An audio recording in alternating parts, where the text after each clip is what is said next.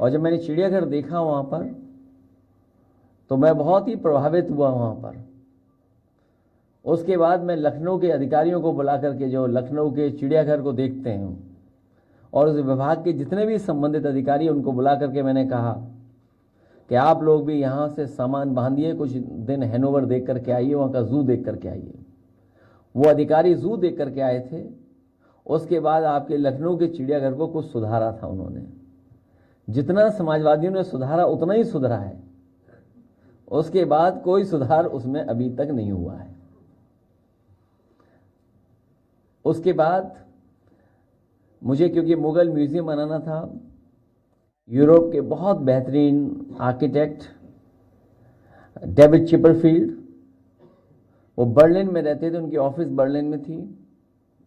हमारे एक साथी से परिचय हुआ, हम लोग उनके पास गए और उनका प्रेजेंटेशन देखा मुगल म्यूजियम को लेकर के, और वो काम आगे बढ़ाया समाजवादी सरकार में हम लोगों ने। यहाँ पर बहुत सारे साथियों को पता होगा कि देश का सबसे बेहतरीन म्यूजियम आगरा में बनने जा रहा था। उसका सिविल वर्क पूरा हो गया, जितना कुछ सिविल वर्क होना था पूरा हो गया, लेकिन जैसे ही सरकार गई वो भी काम वैसा ही का वैसा अधूरा पड़ा हुआ है। मैं वहाँ पर एक बार गया था अचानक उस म्यूजियम को देखने, तो मैंने उनसे पूछा कि ये जो एसी नहीं लगे हैं, ये एसी कब लग जाएंगे? उसने कहा कि ये तो एसी खुले ही नहीं, इनकी वारंटी अपने आप खत्म हो गई है।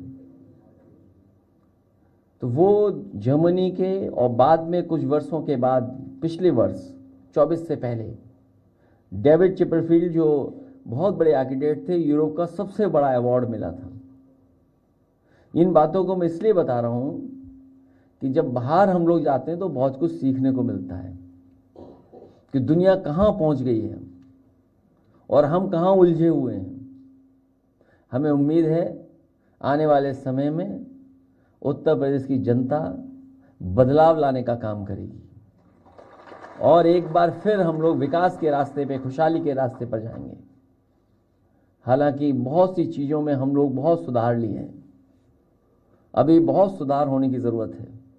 जर्मनी जैसा देश, जहाँ पर अभी भी बैलेट से वोट पड़ रहा है और हर स्तर पे जो चुनाव होता है वो बैलेट पे होता है, कहीं ना कहीं भारत में भी वो भरोसा, वो ट्रस्ट हमें डेवलप करना पड़ेगा अपने वोटिंग सिस्टम और अपनी संस्थाओं के प्रति, जो अभी हम लोग खो रहे हैं भरोसा। हमें उम्मीद है कि राहुल कुमार कंबोज जी के आने के बाद हम लोग लगातार संपर्क में रहेंगे। और जब से आपने कहा है कि जर्मनी में आपको बुलाया जा रहा है, हम सब जा सकते हैं, मैं चेहरे पढ़ सकता हूं, बहुत लोग जाने के लिए तैयार हैं। मैं तो कोई वो ऐसा रास्ता ढूंढूंगा, कोई बस से जा सके हों तो सबको ले चलें। कई देश घूमते हुए, क्योंकि काम नहीं है अभी हम लोगों पर, हम सब लोग मिलकर के चलें।